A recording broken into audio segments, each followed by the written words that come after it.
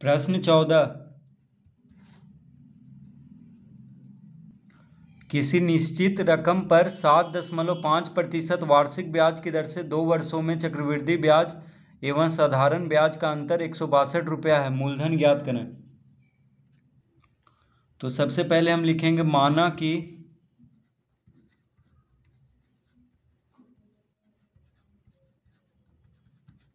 मूलधन बराबर P, मूलधन को P मान लेंगे। उसके बाद दर कितना है, तो दर बराबर है 7.5%। दर कितना है, 7.5%। और समय है 2 वर्ष, समय है 2 वर्ष। तो सबसे पहले साधारण ब्याज ज्ञात करेंगे। तो लिखेंगे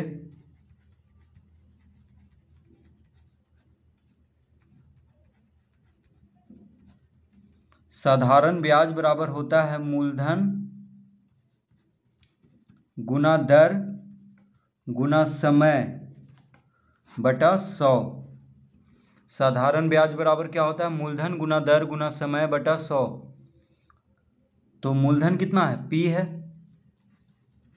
दर है 7.5, समय है 2 और बटा 100।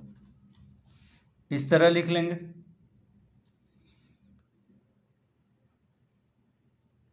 तो 2 से 100 को काट देंगे, 50 बार में कट जाएगा।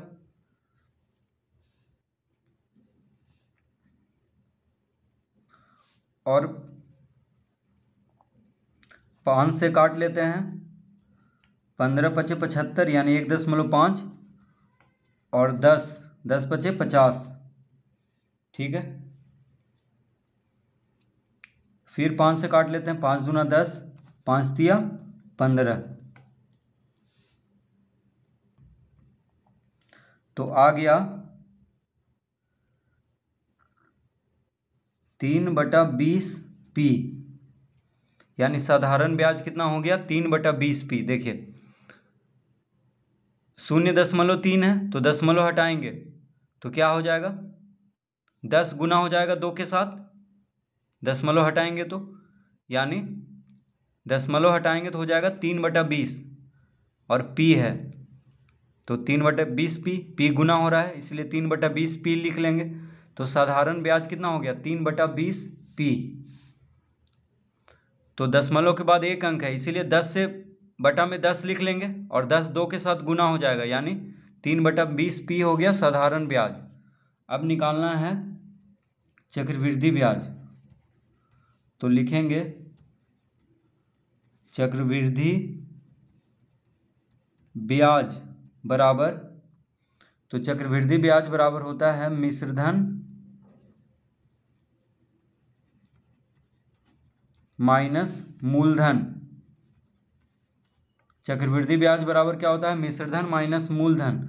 और मिश्रधन निकालने का सूत्र होता है मूलधन गुना 1 जोड़ दर बटा 100 का घात समय माइनस मूलधन।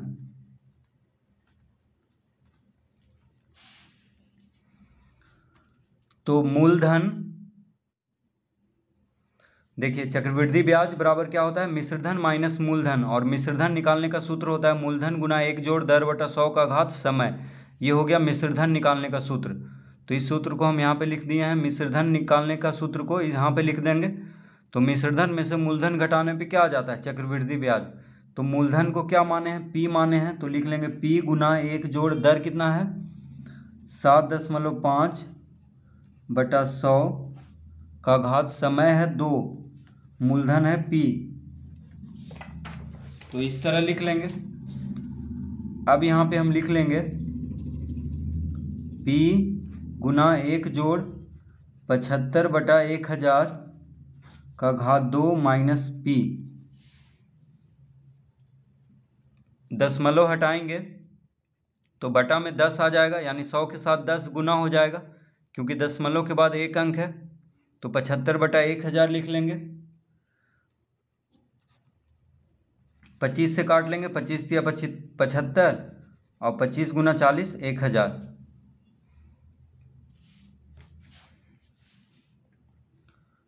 तो लिख लेंगे P गुना, अब 40 लघुत्तम लेंगे क्योंकि भिन्न का जोड़ है, तो 40 लघुत्तम लेंगे तो 40 गुना 1 40, 40 में 3 जोड़ेंगे तो 43, तो 43/40 गुना 43/40 माइनस P। देखिए घात 2 है इसलिए 2 बार गुना करेंगे, तो 43 गुना 43 करेंगे तो 43 गुना 43 कितना आ जाएगा 1849/40 गुना 40 हो गया 1600 P माइनस P, इस तरह लिख लेंगे। तो 43 गुना 43 कितना आ गया 1849 और 40 गुना 40 आ गया 1600 और P गुना में है तो देखिए P लिख लेंगे साथ में और माइनस P लिख लेंगे। अब 1600 लघुत्तम ले लेते हैं यानी 1600 लघुत्तम ले लेते हैं तो हो जाएगा 1849 P माइनस 1600 P। तो 1849 में से 1600 को घटा देंगे तो कितना आ जाएगा 249/1600 P। तो चक्रवृद्धि ब्याज कितना आ गया 249/1600 P। ठीक है, अब लिखेंगे अतः प्रश्न से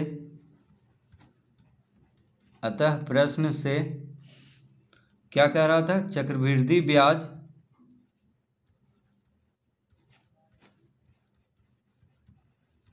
माइनस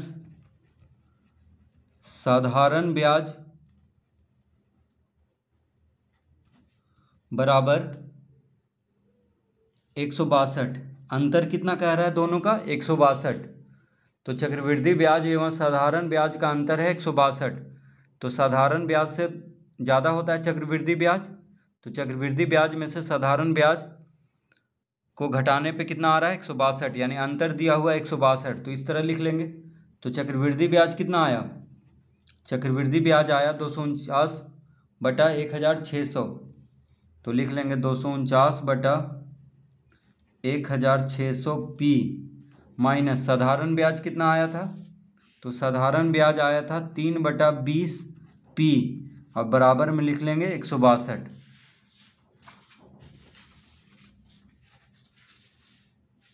अब यहाँ पे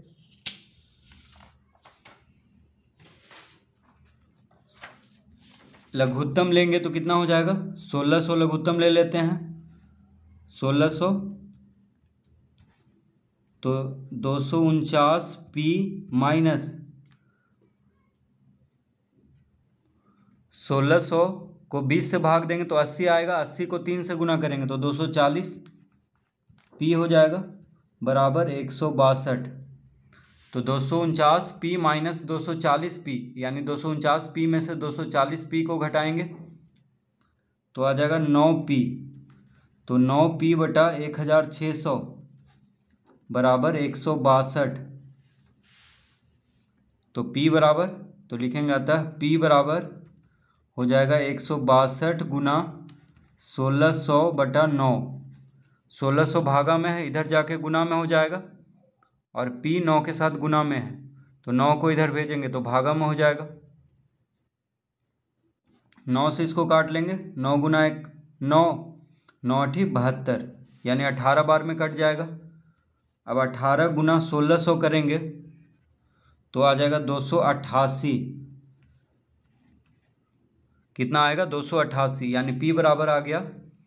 तो 18 गुना 16 कितना आएगा 288, लेकिन यहाँ पे 1600 यानी 2 शून्य है तो 2 शून्य भी दे देंगे। तो यानी 18 गुना 1600 कितना आ गया 28800। तो P बराबर आ गया 28800। तो मूलधन को हम P से माने थे तो लिखेंगे अतः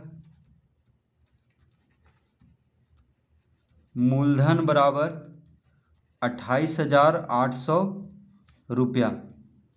मूलधन बराबर 28800 रुपया। तो क्या पूछ रहा था यहाँ पे, मूलधन ज्ञात करें, तो मूलधन आ चुका है 28800 रुपया। तो इस तरह से प्रश्न 14 हल करेंगे।